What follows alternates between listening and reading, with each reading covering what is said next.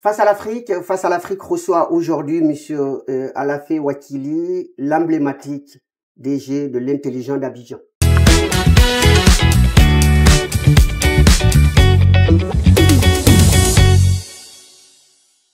Mesdames, Messieurs, bonjour. Vous êtes sur Afrique 1 dans l'émission Face à l'Afrique. Nous recevons aujourd'hui donc un homme de médias, Monsieur Alafé Ouattili. Bonjour, Monsieur Ouattili. Bonjour, Monsieur Garasoli. Bonjour, Afrique 1. Merci d'avoir accepté notre invitation. Donc, vous êtes un homme de médias. Vous êtes le DG donc de l'intelligent d'Abidjan. Donc, on va commencer par l'intelligent d'Abidjan. Et donc, vous êtes aujourd'hui le DG. Donc, qui a créé l'intelligent d'Abidjan et qui l'a amené à ce niveau-là? En tout cas, merci de me recevoir. Merci pour votre question. J'ai créé l'intelligence d'Abidjan avec un ami il y a 22 ans. C'était en 2003, au cœur de la crise ivoirienne à l'époque. Il est toujours là, cet ami. Au cours de notre chemin, on a eu d'autres associés et partenaires. Et nous sommes toujours ensemble depuis 22 ans. On essaie de faire vivre le journal. C'était mon idée. J'ai réussi à les entraîner là-dedans. Et jusqu'à ce jour, nous sommes ensemble et on essaie de tenir la route. Ça fait 22 ans, ce n'est pas rien. Oui, tout à fait. Donc, vous l'avez amené à ce niveau, comme je viens de le dire. Donc, c'est un quotidien qui sort tous les jours.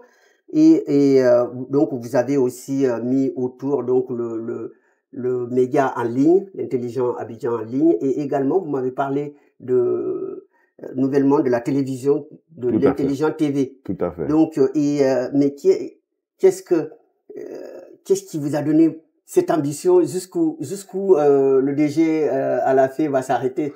Ah ben, on va pas s'arrêter tant qu'on peut continuer, tant qu'on a cette passion pour le métier, tant qu'on est là, par la grâce de Dieu en vie, tant qu'on a des lecteurs qui nous soutiennent, on a des annonceurs, des partenaires, des institutions qui nous font confiance, qui veulent travailler avec nous, qui veulent être vus dans nos médias, qui veulent qu'on parle d'eux, de ce qu'ils font, on sera présent. Et puis, tant que vous serez là aussi avec vos équipes pour nous recevoir et nous donner l'occasion, l'opportunité de parler de ce que nous faisons, je pense que nous n'allons pas nous arrêter.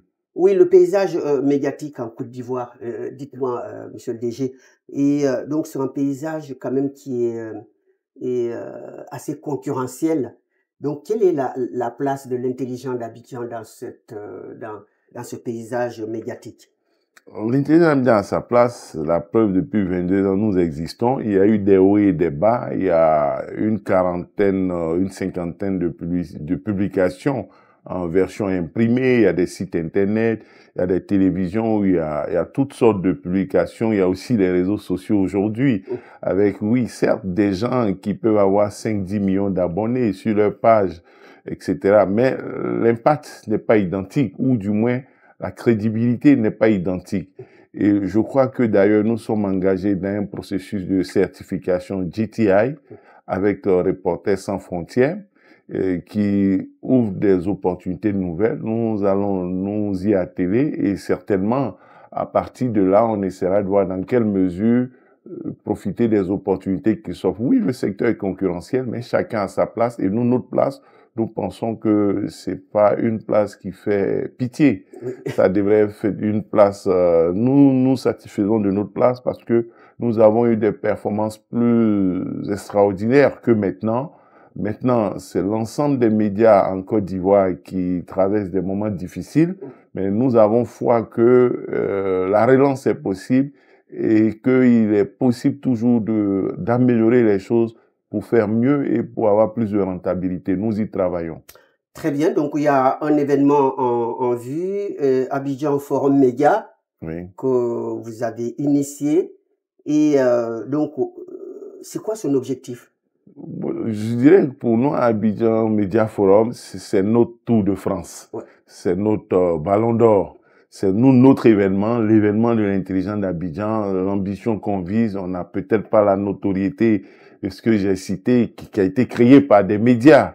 Voilà, mais nous voulons faire d'Abidjan Media Forum une référence en matière d'événements médiatiques, d'événements réunissant les professionnels des médias tous les ans à Abidjan pour l'instant, et puis après ailleurs.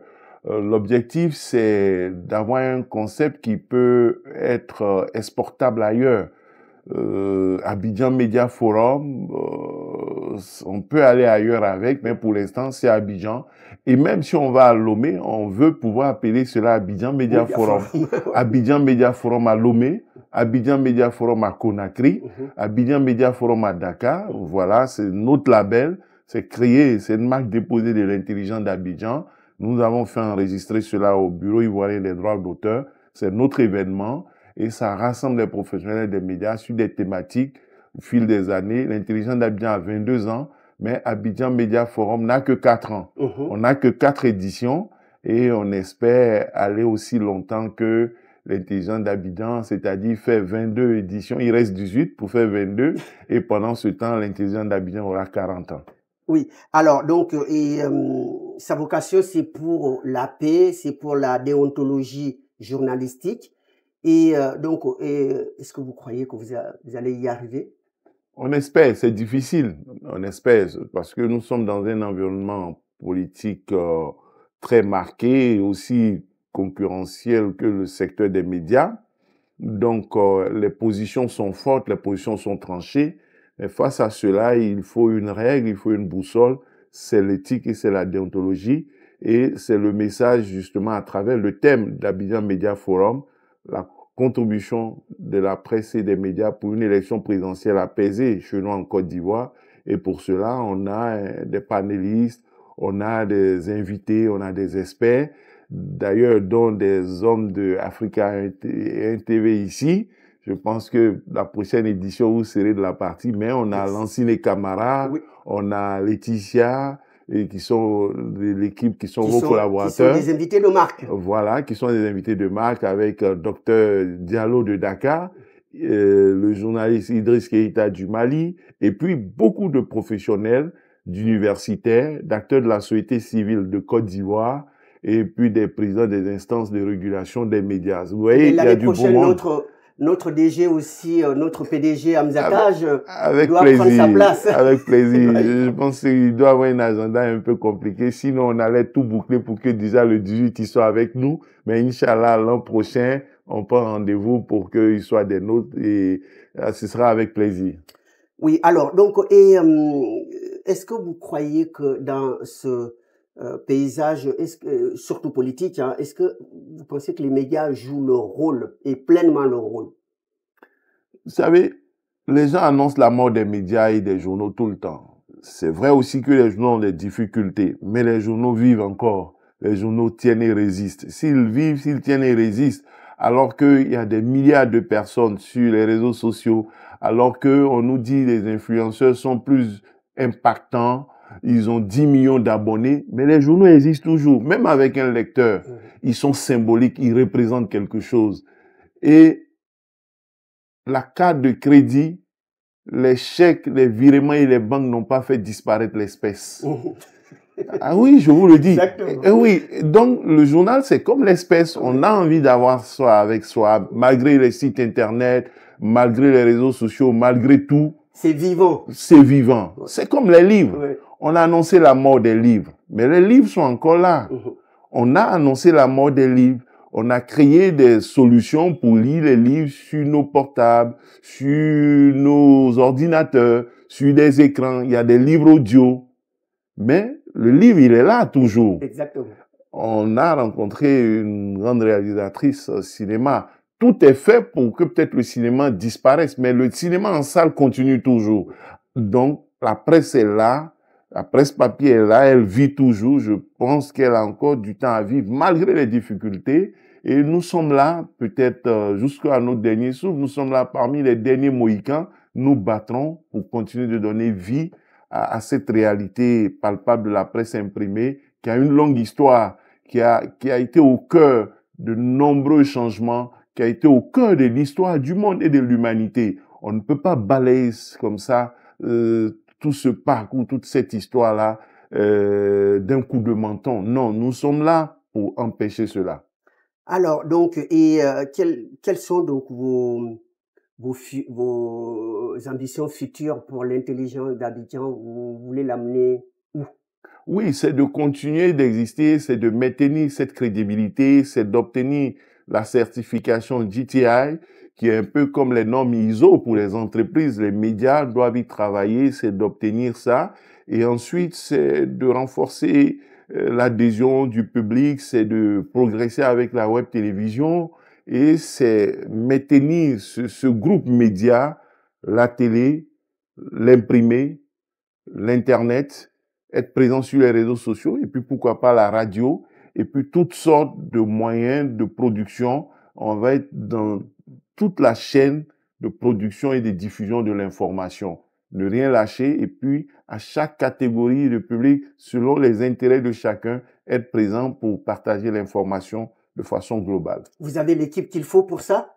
Oui, on a l'équipe qu'il faut, on a l'ambition qu'il faut, on a la volonté qu'il faut. Ce qui nous manque, c'est peut-être les moyens. Oui. Et on espère les avoir avec nos lecteurs, nos partenaires, et puis aussi les structures étatiques qui œuvrent à aider les médias, notamment l'Agence de soutien et de développement des médias, qui a engagé un plan stratégique pour aider les médias sur le long terme, comme les professionnels l'ont demandé en Côte d'Ivoire.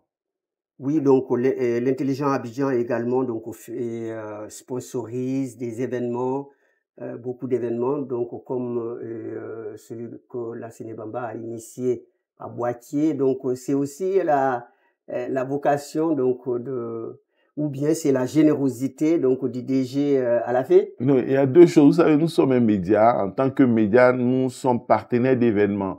Quelqu'un organise son événement. D'abord, la première phase, il nous vient en tant que média. Nous parlons de son événement. Nous faisons la promotion.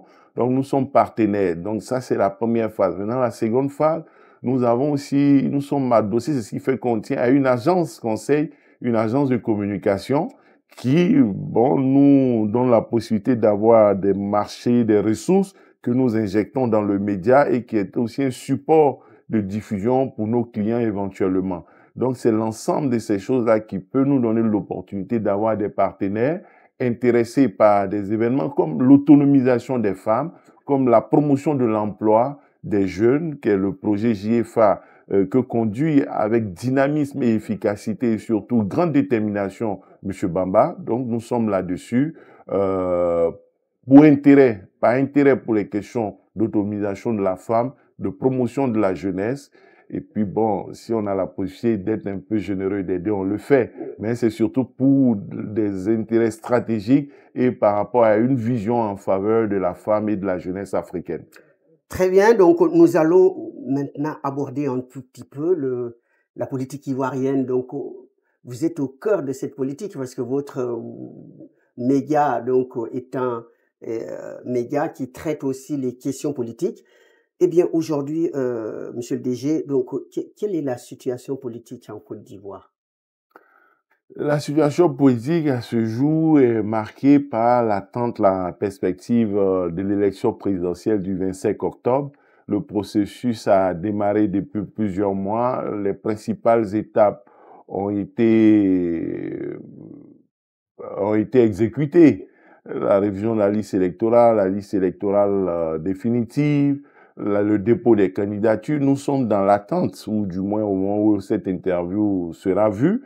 Il reste la liste définitive des candidats et puis la pré-campagne qui va se poursuivre et puis la date effective de la campagne à partir du 10 octobre. Donc, on est à 4 semaines, à 1 mois de la campagne qui prend fin le 24 octobre au matin ou 23 dans la nuit. Et puis, l'élection a lieu le 25 octobre. Donc, voici la situation.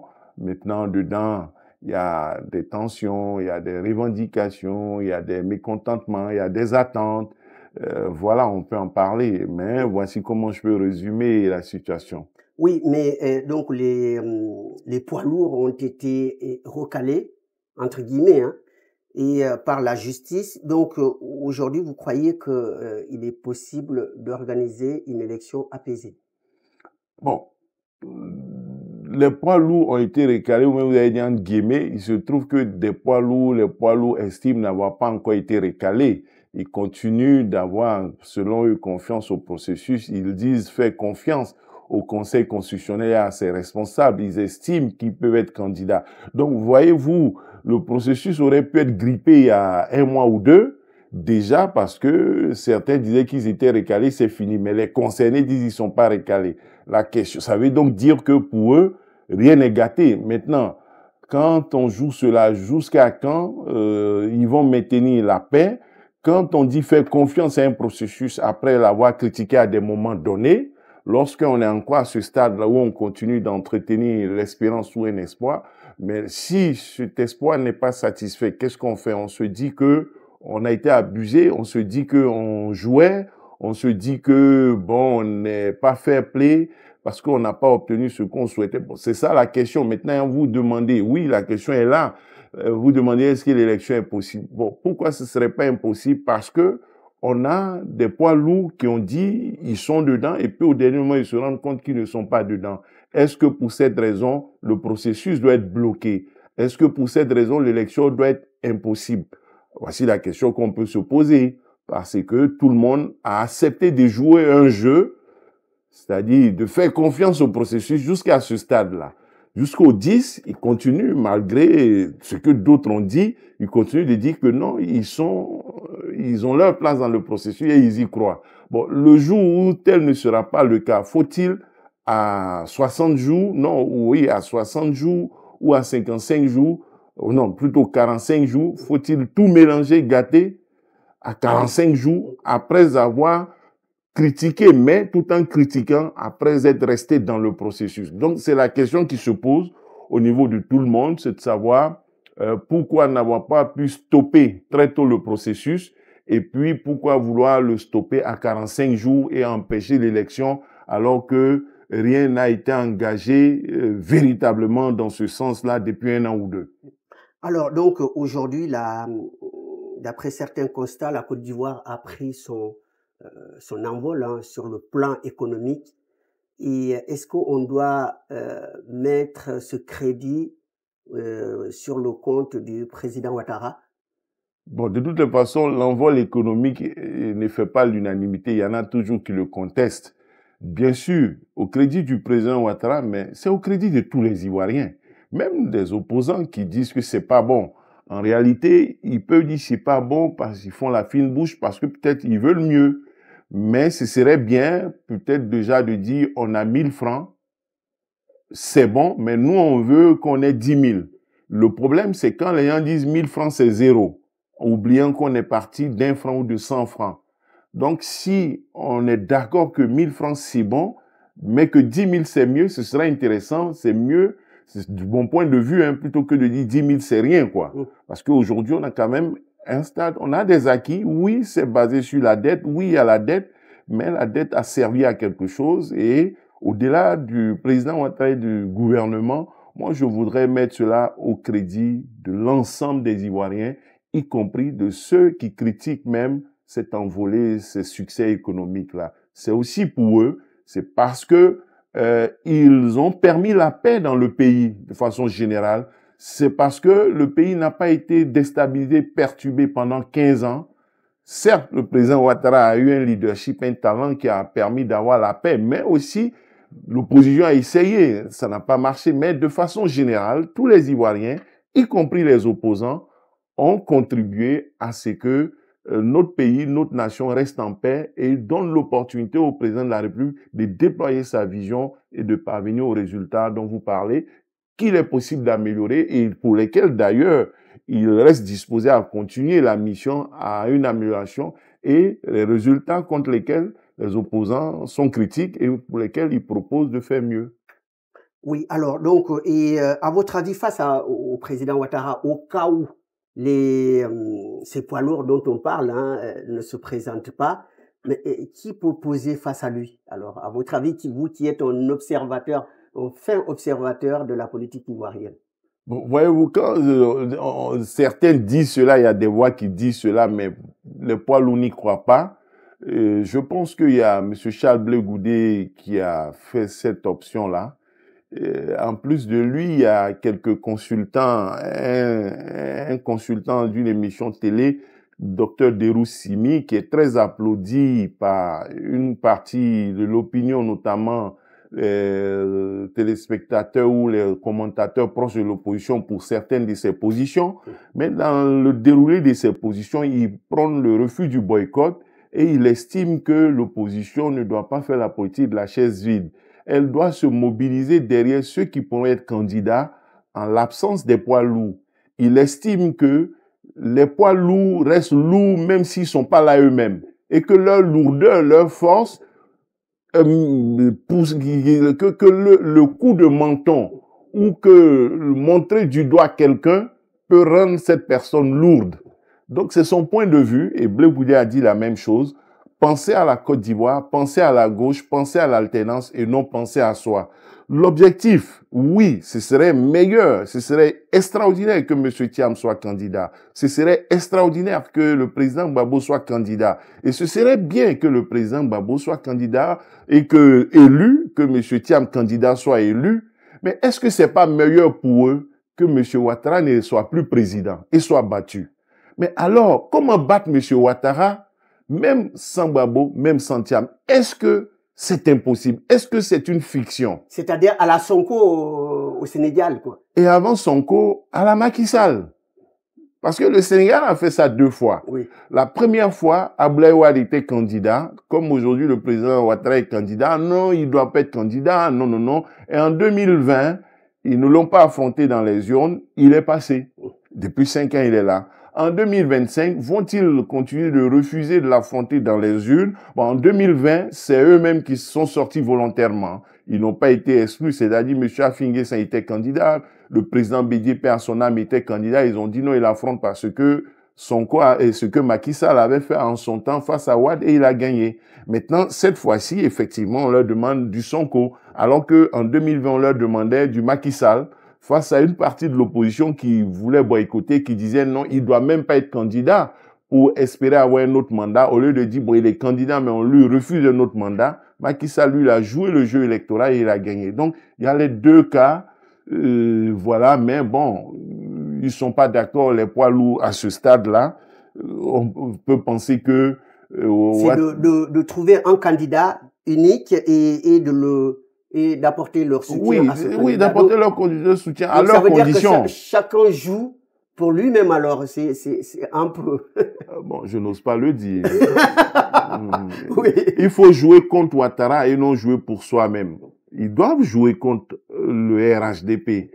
Oui, ils doivent jouer contre le RHDP et non pour eux-mêmes. Maintenant, si ils ont d'autres plans, peut-être ils ont d'autres schémas, je ne sais pas lequel, mais je vous assure qu'une élection, elle n'est jamais gagnée d'avance.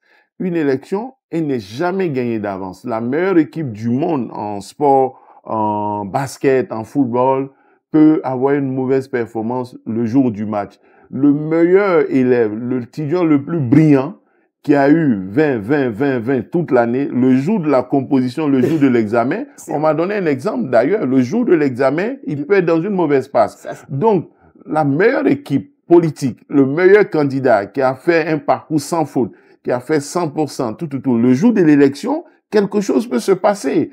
Un déclic est possible. Alors, mais pourquoi ils ont peur de cela? Pourquoi ils pensent que c'est foutu, c'est gagné d'avance et que Ouattara candidat, c'est Ouattara 4e mandat, c'est Ouattara forcément vainqueur? Ils ne doivent pas être défaitistes. Quand on dit cela, ils disent qu'on veut les blaguer. Mais quelle est la solution en face qu'ils ont? Il y a quelle alternative peut-être en dehors du schéma du boycott ou du schéma de la violence? Parce que après, il faut bien entrer dans la normalité. On ne vivra pas de tension pendant 3 mois, 6 mois, 1 an ou 5 ans. Après, il faut entrer dans la normalité. Il faut sortir de la tension. Comment on sort de la normalité? Je ne sais pas. Je ne sais pas comment on sort de la normalité. Peut-être ils ont d'autres plans que moi j'ignore. Donc on observe, on attend de voir le 10 septembre et au-delà du 10 septembre jusqu'au 25 octobre. Et aussi après le 25 octobre, il y a les élections législatives prévues en décembre. Et après, il y a 5 ans à gérer. 5 ans du mandat présidentiel, 5 ans du mandat des députés. Au cours de tout cela, beaucoup de choses peuvent se passer, hein, du fait des hommes, mais aussi par la volonté de Dieu. Est-ce qu'on devrait compter sur la volonté de Dieu et puis les hommes, de leur côté, bon, après avoir tenté ce qu'ils peuvent, prendront acte ou non. On ne sait pas. Beaucoup de questions restent, beaucoup de perspectives restent sans réponse claire, quoi. On observe. Donc l'intelligent d'Abidjan reste mobilisé pour couvrir ces élections. Oui, nous restons mobilisés, le journal reste mobilisé avec des colonnes ouvertes pour tout le monde.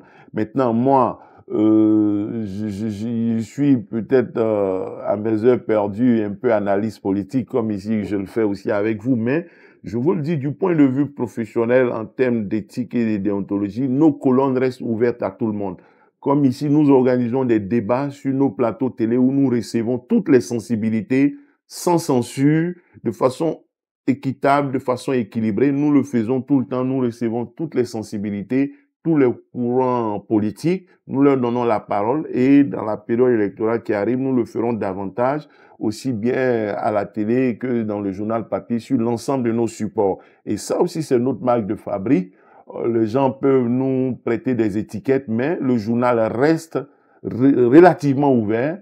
Il reste ouvert par rapport à d'autres médias. Oui, impartial. Maintenant, le promoteur que je suis peut faire des analyses, peut faire des interpellations. Cela ne signifie pas un parti pris du journal.